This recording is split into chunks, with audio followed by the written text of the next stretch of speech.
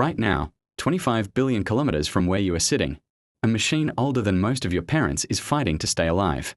It launched in 1977.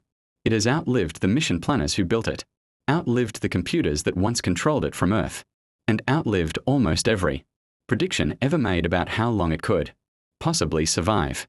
And in the last few months, that machine has forced NASA into something it has only done a handful of times in nearly 50 years, an emergency response, not a routine check-in, not a scheduled software update, an actual scramble triggered by data nobody expected to see, from a spacecraft that is running out of power, running out of instruments, and running out of time. This is the story of Voyager 1, humanity's most distant object, and the telemetry event that just forced engineers at the Jet Propulsion Laboratory back into crisis mode, to understand why a single burst of bad data can trigger a full-blown emergency protocol on a 49-year-old spacecraft. You first have to understand exactly how fragile Voyager 1's situation actually is right now. In 2026, this is not the same spacecraft that flew past Jupiter and Saturn in the late 70s and early 80s. This is a probe running on fumes, literally. Voyager 1 is powered by a radioisotope thermoelectric generator, a device that converts the heat from decaying plutonium into electricity. There is no sunlight to draw from out where Voyager 1 is. There is no way to refuel it. There is no way to send a repair crew. Every year, that plutonium decays a little further. And every year, the spacecraft loses about 4 watts of power. 4 watts might sound small. It is not small. It is the difference between an instrument staying on and an instrument going dark forever. Because of that slow, unstoppable power loss, the Voyager team made a decision years ago that very few people outside the mission ever hear about. They sat down and planned out, in advance, the exact order in which they would start switching off pieces of the spacecraft. Not because those instruments broke, because they had to be sacrificed, deliberately, one at a time, to keep the rest of the spacecraft alive long enough to keep sending back something, anything, from interstellar space. Of the 10 matched sets of instruments Voyager 1 originally carried, most have already been shut down. As of the spring of 2026, engineers confirmed that Voyager 1 was down to only 2 functioning science instruments, 2, a magnetometer, and a plasma wave subsystem. That is what is left of a spacecraft that once photographed the storms of Jupiter and the rings of Saturn in stunning detail.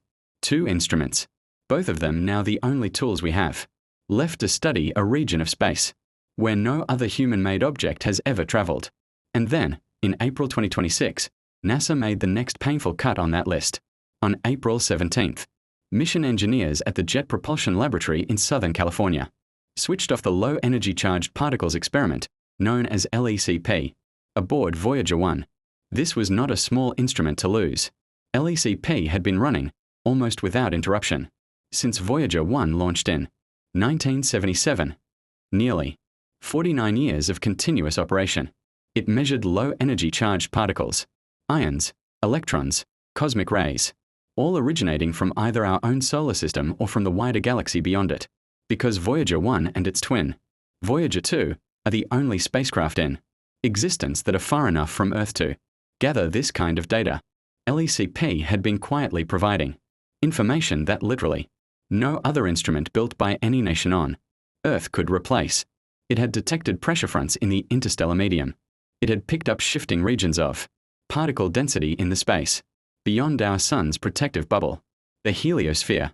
And on April 17, 2026, it went dark, switched off deliberately, so the rest of the spacecraft could keep breathing a little longer. But here is where the story stops being a slow, sad farewell and turns into something closer to a crisis. Weeks earlier, on February 27, 2026, during what should have been a completely routine, previously planned maneuver, something went wrong. Voyager 1 was executing a roll maneuver, a standard procedure engineers have used for decades to keep the spacecraft properly oriented. And during that maneuver, Voyager 1's power levels dropped unexpectedly. Not according to plan. Not within the predicted margins. An unplanned drop in power on a spacecraft that has almost no power left to spare is one of the most dangerous things that can happen to a mission like this. Every watt on Voyager 1 is already accounted for, already rationed down to the decimal point by a team of engineers who have spent years mapping out exactly how much electricity the spacecraft can afford to spend and on what. An unexpected drop threatens the entire, carefully balanced survival plan. It raises the terrifying possibility that something on board is degrading faster than predicted, or that a fault somewhere in the aging electronics is bleeding power the team did not budget for. This is the moment that pulled the Voyager team back into emergency mode. The same kind of urgent, all hands, race against the light delay response that made headlines back in 2023 and 2024, when Voyager 1 nearly went silent for good. If you don't remember that earlier crisis, it is worth understanding, because it is the reason engineers reacted to this new power anomaly with so much urgency instead of writing it off as a minor glitch. Back in November 2023, Voyager 1's flight data system, one of the spacecraft's 3 onboard computers, started sending home something engineers had never seen before. Instead of the usual mix of science data and engineering telemetry, ground controllers began receiving a repeating, meaningless pattern of code, 1's and 0's that corresponded to nothing. Not garbled data, not partial data, a stuck, looping signal that carried no usable information whatsoever. For the first time in the mission's history, NASA was receiving a signal from Voyager 1, proof the spacecraft was alive and its antenna was still pointed correctly at Earth, but with absolutely nothing meaningful inside that signal. No science, no health status, no way to know what was actually happening on board. An emergency team assembled almost immediately, but solving a problem on a spacecraft nearly 15 billion miles away comes with a brutal, unavoidable obstacle. Time. A radio signal traveling at the speed of light takes over 22 hours to reach Voyager 1, and then another 22 hours for any response to travel back.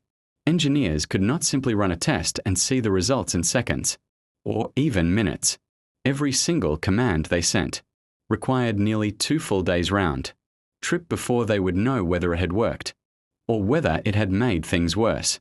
Imagine trying to diagnose and repair a computer, blind, using instructions that take a full day to arrive and another full day for the results to come back, on a machine you cannot see, cannot touch, and cannot replace if you get it wrong. To make things even harder, the team had to dig through documentation written decades earlier by engineers who, in many cases, had long since retired, or in some cases had already passed away. Voyager 1's onboard systems use technology from the 1970s, memory architecture that predates almost every engineer currently working the mission. They were essentially performing archaeology on their own spacecraft, hunting through 50-year-old schematics to understand systems nobody currently alive had originally designed. Eventually, the team traced the source of the problem to a single failed memory chip inside the flight data system.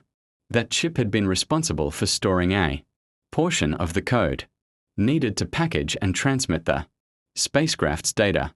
With that chip dead, roughly 3% of the flight data system's memory had effectively vanished, and with it, the code required to send anything intelligible home. The fix the team devised was almost unbelievably delicate.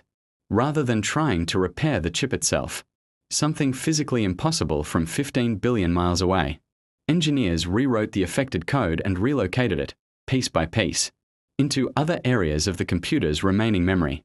They had to split code that had never been designed to be split, place it in memory locations it had never been designed to occupy, and update every internal reference so the system could still find and execute it correctly, all without triggering a fault that could push the aging computer into a state from which it might never recover. The first piece of relocated code, the section responsible for packaging engineering data, the fundamental health readouts of the spacecraft itself, was transmitted on April 18, 2024. Confirmation that it had worked, that Voyager 1 had received the new code and begun operating correctly, arrived on April 20th. For the first time in 5 months, NASA had usable data from Voyager 1 again. Over the following weeks, the team repeated that same painstaking process for the rest of the affected code, and by June 2024, science data from Voyager 1's instruments began flowing again as well. Engineers who had spent their careers on this mission described it as the longest stretch without data in the history of the Voyager program, and one of the closest calls the mission had ever faced. That crisis is the reason the Voyager team does not treat any unexpected anomaly lightly anymore. It is the reason an unplanned power dip during a routine roll maneuver in February 2026 was treated not as background noise, but as a signal that something needed immediate, careful investigation, because the team has already lived through what happens when a small, overlooked issue on this spacecraft spirals into a 5-month blackout on a machine that cannot be visited, cannot be rebooted in any conventional sense, and cannot afford to lose a single unnecessary what. So what has NASA actually been doing about it? The response has been just as inventive and just as high stakes as the 2024 memory chip repair. Engineers have been developing what some on the team have informally nicknamed the Big Bang Fix, a plan to attempt a deeper, more aggressive intervention in how the spacecraft manages its remaining power. Because Voyager 1 and Voyager 2 are identical spacecraft, built from the same designs and carrying nearly the same hardware, the team made a careful decision about where to test this new fix first, rather than risk Voyager 1, the more famous and more scientifically prioritized of the two. They chose to test it on Voyager 2 first, since it currently has slightly more power to spare and sits closer to Earth, which shortens the communication delay and gives the team a slightly safer margin for error. Tests on Voyager 2 were scheduled for May and June of 2026. If those tests succeeded, and only if they succeeded, engineers plan to attempt the same fix on Voyager 1 no sooner than July 2026. And there was one more detail buried in that plan that briefly gave the whole mission a flicker of hope.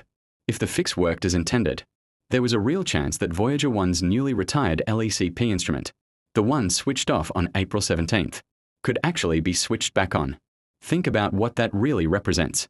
A team of engineers working with technology from the Nixon and Carter administrations, attempting a live software and power management intervention on a spacecraft so far away that a single exchange of information takes almost 2 full days, in the hope of resurrecting an instrument they had just been forced to sacrifice weeks earlier. This is not routine maintenance. This is emergency surgery performed at the edge of the solar system, on a patient that cannot speak to its doctors, for nearly 44 hours at a time. And all of this is happening against a backdrop that makes every decision even more urgent. Voyager 1 is not just old. It is moving further away from us every single second. And that distance is about to cross a threshold nobody has ever crossed before. As of recent measurements, Voyager 1 sits roughly 25.8 billion kilometers from Earth, and it is receding at a rate of approximately 500,000 kilometers every single day. The one-way light time, the time it takes a radio signal to travel from Earth to the spacecraft, has already stretched past 23 hours, and the mission is now heading toward a specific, almost symbolic milestone. In November 2026, that one-way light time is expected to pass 24 full hours. When that happens, Voyager 1 will become the first human-made object in history to sit at a distance from Earth that light itself needs a full day to cross. Let that sink in for a moment. Every command NASA sends after that point will take more than 24 hours just to arrive, and more than 24 hours again for any response to come back. A round-trip conversation with humanity's furthest outpost will take longer than 2 full days, on a spacecraft that is simultaneously losing power, losing instruments, and now, apparently, occasionally losing predictability during maneuvers that used to be considered routine. It raises a question that the Voyager team has clearly been thinking about for years, even if they rarely say it out loud in public statements. How much longer can this actually continue? NASA's own projections suggest that the Voyagers could have enough electricity remaining to keep at least one science instrument functioning into the 2030s.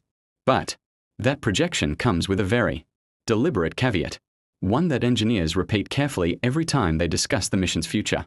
Unforeseen failures could shorten that timeline at any point.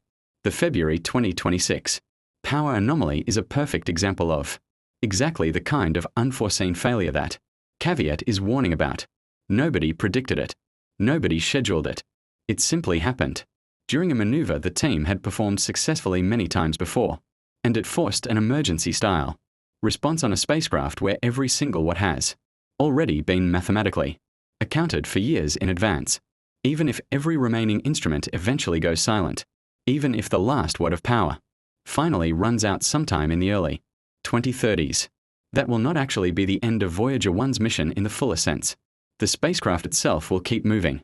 It will keep traveling outward into interstellar space, carrying with it the golden record, the phonograph disc containing sounds and images of Earth, greetings in dozens of languages, and music selected to represent humanity to any intelligence that might one day find it, even after the science instruments stop transmitting, even after the last watt of electricity is gone and the carrier signal itself finally fades into silence. Voyager 1 will continue drifting through the galaxy for millions of years, a silent, cold artifact of a species that briefly figured out how to build something capable of outliving its own creators by an almost incomprehensible margin. But we are not there yet. Right now, in the middle of 2026, Voyager 1 is still alive, still transmitting, and still, according to NASA's own engineers, capable of surprising the people who have spent their entire careers studying it. The emergency protocols triggered by this year's anomalies are proof that even a machine built with 1970s technology can still force 21st century engineers into urgent, high-stakes decision-making, using a communication delay that makes every single choice irreversible for nearly 2 full days at a time. So here is the real question worth sitting with. If a single unexpected power dip during a routine maneuver was enough to trigger this level of emergency response in 2026, what happens as Voyager 1 keeps aging, keeps losing power, and keeps crossing distances no spacecraft has ever crossed before? Will the Big Bang fix actually work when engineers finally attempt it on Voyager 1 itself? Will LECP ever switch back on, or has it gone dark for good? And when that one-way light time finally crosses 24 hours in November 2026, will Voyager 1 still be listening on the other end? Or will humanity's most distant conversation finally, quietly, run out of time?